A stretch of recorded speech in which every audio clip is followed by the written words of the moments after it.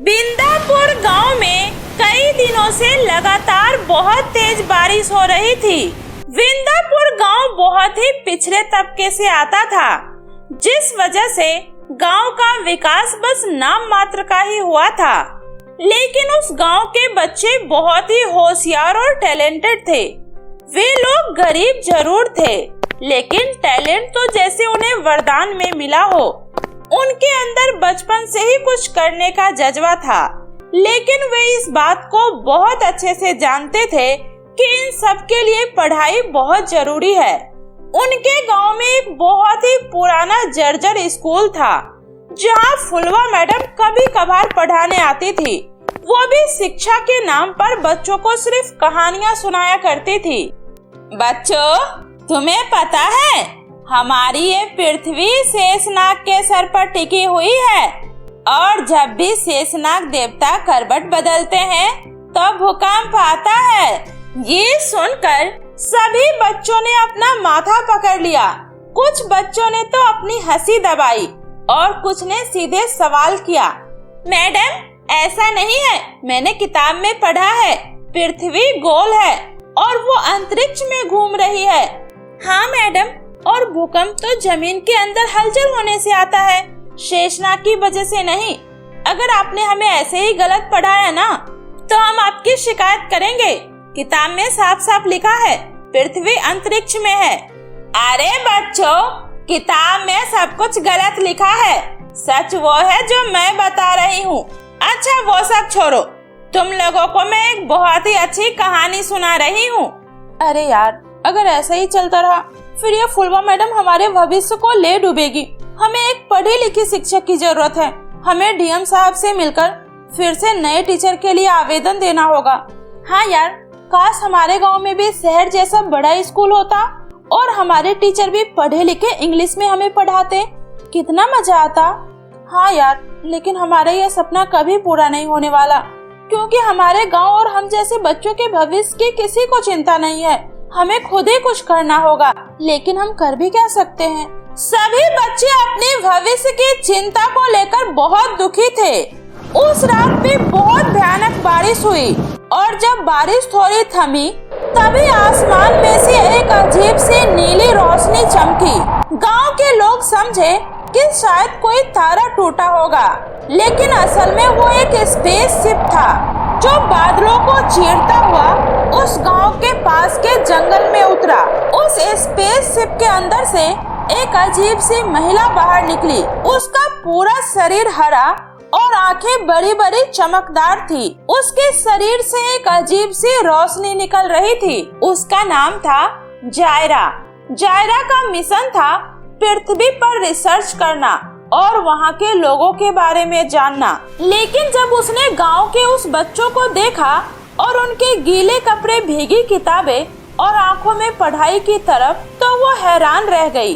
रात के सन्नाटे में उसने सभी बच्चों की मन की सारी बातें जान ली। इस गांव में बच्चे पढ़ने के लिए कितने संघर्ष कर रहे हैं, लेकिन इनकी मदद करने वाला कोई नहीं। ये बच्चे बेहद खास हैं।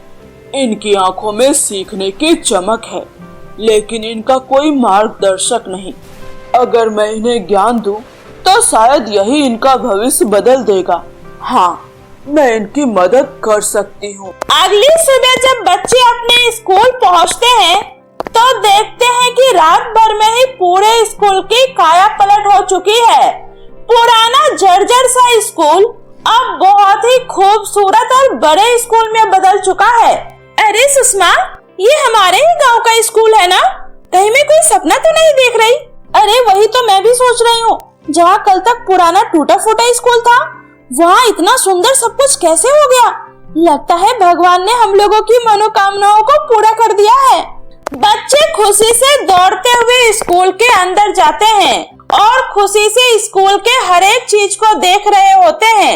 जहाँ पहले वे लोग जमीन पर बैठकर पढ़ाई करते थे, वहीं आज उनके क्लास में बढ़िया शानदार कुर्सी, टेबल, लाइट, पंखे सब कुछ लगे हुए हैं। अरे वाह, मैं तो यहाँ सबसे आगे बैठूंगी। मैं भी यहाँ पर बैठूंगी। थोड़ी ही देर में जायरा मैडम क्लास में आती है। जायरा मैडम को देखते ही सभी बच्चे डरकर चीखने लगते हैं। तुम कौन हो? देखो हमें कुछ मत करना, प्लीज हमें जाने दो, हम अब यहाँ कभी नहीं आएंगे, प्लीज हमें छोड़ दो।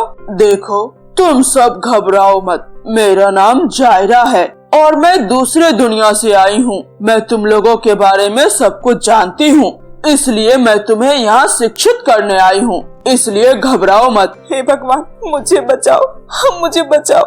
रानी, भगवान एक विश्वास, एक आस्था का नाम है, वो तुम्हें बचाने कभी नहीं आएंगे। तुम्हें खुद अपनी रक्षा करनी होगी, झूठ से, फरेब से, अंधविश्वास से। अरे ये तो मन की बात भी जान लेती है। अरे ये कैसी अजीब मैडम है, ये तो मन की बात भी जान लेती है।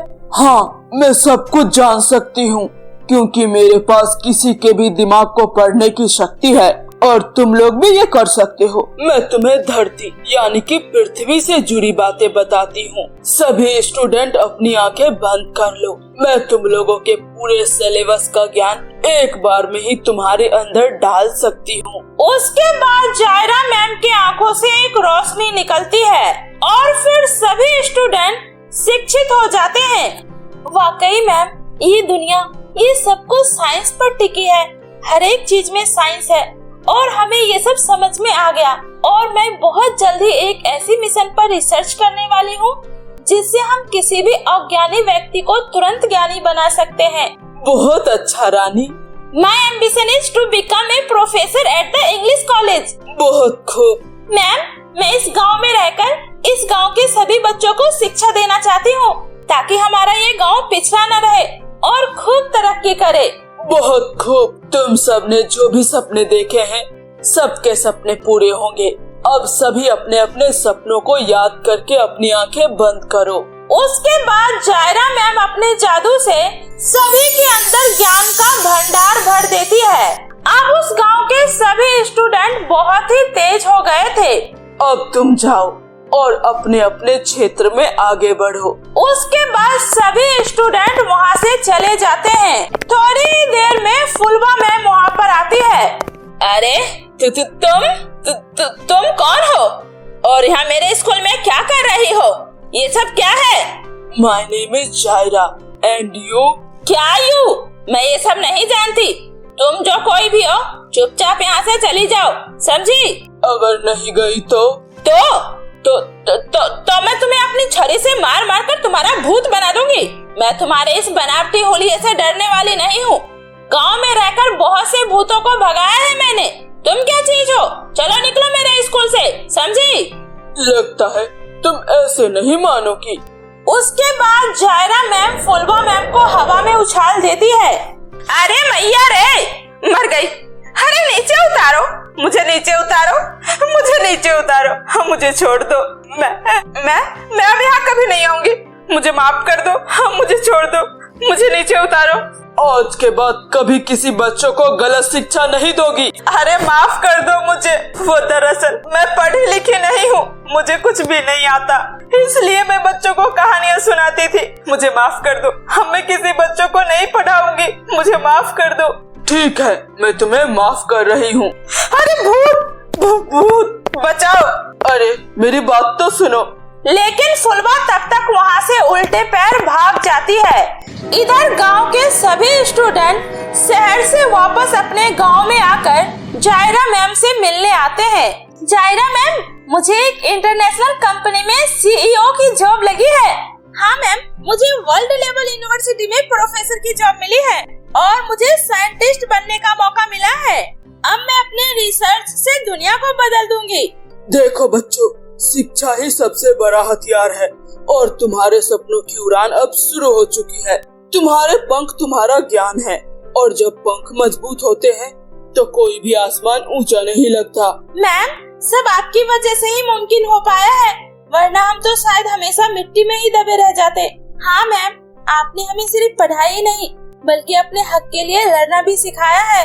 नहीं बच्चों, मैंने तो सिर्फ रास्ता दिखाया है, चलना तुम्हें खुद पड़ा है। लेकिन बच्चों, अब मेरा मिशन पूरा हो गया है, मुझे अब अपनी दुनिया में वापस जाना होगा। ये सुनकर सभी बच्चे उदास हो जाते हैं। तभी वहाँ पर फुलवा मैम गांव के कुछ लोगों को लेकर आती है। अरे ये देखो, यही है वो चुड़ैल। गांव वालों, इसे अभी के अभी निकालो यहाँ से। तभी सभी बच्चे आगे आ जाते हैं। अगर किसी ने भी जायरा मैम को हाथ पे लगाया तो अच्छा नहीं होगा। उसके बाद सभी बच्चे गांव वालों को बताते हैं कि जायरा मैम कोई भूत या चुड़ैल नहीं है, वो एक एलियन है और आज उनकी वजह से ही वे लोग इतने बड़े मुकाम को हासिल कर पाए हैं। ये सुनकर सभी लोग जायरा मैम से अपने किए की माफी मांगते हैं। जायरा जी, मुझे भी माफ कर दीजिए, आप हमारे लिए किसी अवतार से कम नहीं। मैंने आपको भूत चुड़ैल न जाने क्या क्या कहा। फुलवा जी, इंसान कोई बुरा नहीं होता, बुरा होता है तो आधा अधूरा ज्ञान और अंधविश्वास। उसके बाद जायरा मैम के अंदर से एक शक्ति निकलती है और उसके बाद फुलवा मैडम भी बहुत ही ज्यादा पढ़ी लिखी ज्ञानी हो जाती है। फुलवा जी, अब से आप ही इस स्कूल के बच्चों को शिक्षा देंगी। इतना बोलकर जायरा मैडम अपने स्पेसशिप में बैठकर अपनी दुनिया में चली जाती है और सभी गांव वाले नम आंखों से उनको जाते हुए देखते रह जाते हैं।